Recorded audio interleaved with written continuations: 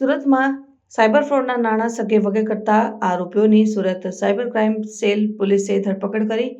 પોલીસે વેસુ વિસ્તારની એક ખાનગી હોટલમાંથી 6 આરોપીઓની ધરપકડ કરી. પોલીસે આરોપીઓ પાસેથી 10 mobile phone, 3 sim card, chequebook મળી આવ્યા. આરોપીઓ ચાઇનીઝ ગેંગ સાથે મળી સાયબર ફ્રોડના નાણાં સગે વગે કરતા હતા. આરોપીઓ સુરત શહેરના અલગ અલગ વિસ્તારોમાંથી જરૂરિયાતમંદ લોકોને પોતાની વાતમાં લઈને તેઓ પાસેથી બેંક એકાઉન્ટ ખોલાવીને બેંક એકાઉન્ટ ભાડે લેતા હતા.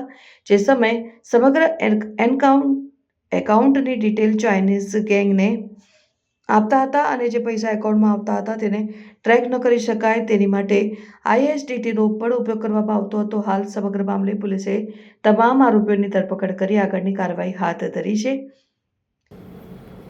પોલીસ કમિશનર સર સુરત શહેરની સૂચના અનુસાર સુરત શહેરમાં થતી સાયબર ક્રાઇમની ઘટનાઓને અટકાવવા માટે પ્રિવેન્ટિવ સ્ટેપ્સ લેવા પોલીસ કમિશનર સર તરફથી જે સૂચના અપાયેલ હતી તે અંતર્ગત ગઈકાલે તારીખ 13 ફેબ્રુઆરીના રોજ cyber crime cell Surat city તથા નાયબ પોલીસ કમિશનર શ્રી ઝોન 2 સાહેબની LCB સાથે મળીને વેસુ વિસ્તારની એક હોટલ અંગે બાતમી મળતા કે ત્યાં સુરત શહેરના નાગરિકોના એકાઉન્ટ્સ ભાડે લઈ સાયબર ક્રાઇમની પ્રવૃત્તિ માટે આપવાની જે કામગીરી છે એ ચાલુ છે એ આધારે રેડ કરેલ હતી. સદર રેડ દરમિયાન કુલ જે આરોપીઓ મળ્યા 5 આરોપીઓ મળી આવેલ તેઓની ધરપકડ કરવામાં આવી છે અને ત્યારબાદ બીજા એક આરોપીની ધરપકડ કરવામાં આવેલ છે.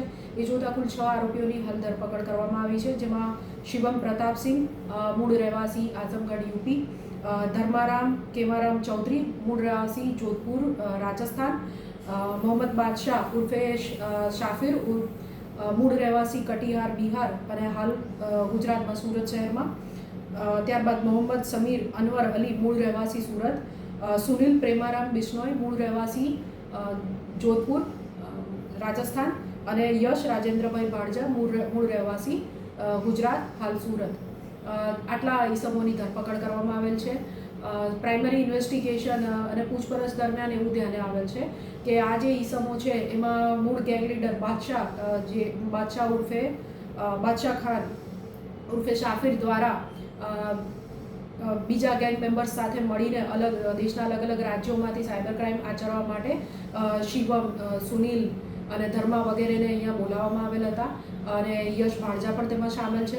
આ ઈસમો દ્વારા સુરત જે બાદશાહ છે તેના દ્વારા સુરત શહેરના વિવિધ વિસ્તારોમાંથી સાયબર ક્રાઇમ માટે જે એકાઉન્ટ્સ છે એ પૂરા પાડવામાં આવતા હતા. આ ગેંગનોમાં જે શિવમ અને અન્ય સભ્યો છે એ ચાઇનીઝ ગેંગની સાથે સીધી રીતના સંકળાયેલા છે.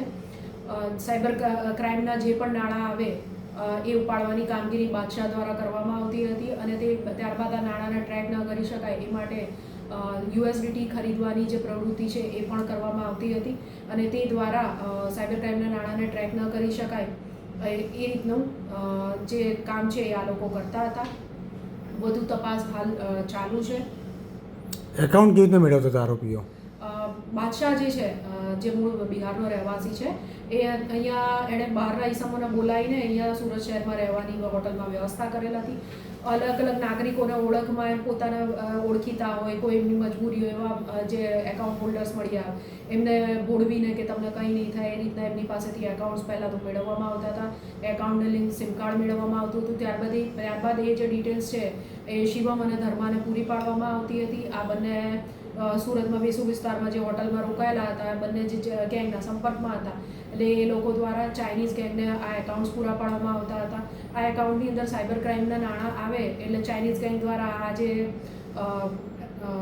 અપરાધીઓ છે એમને જાણ કરવામાં આવે એટલે તે લોકો સામે બાદશાહને જાણ કરે અને બાદશાહ જઈને જે બેંક એકાઉન્ટનું હોય એનો ATM કાર્ડ દ્વારા કે અન્ય કોઈ પણ રીતે આ જે નાણાં છે એ ઉપાડવા જઈને ત્યારબાદ આગળની કામગીરી કરતો હતો. ભોગ બનનારને કઈ રીતે પૈસા મળતા હતા આમાં એકાઉન્ટ હોલ્ડરોને જે આપતા હતા તે? એ હજુ મૂળ તપાસ ચાલુ છે.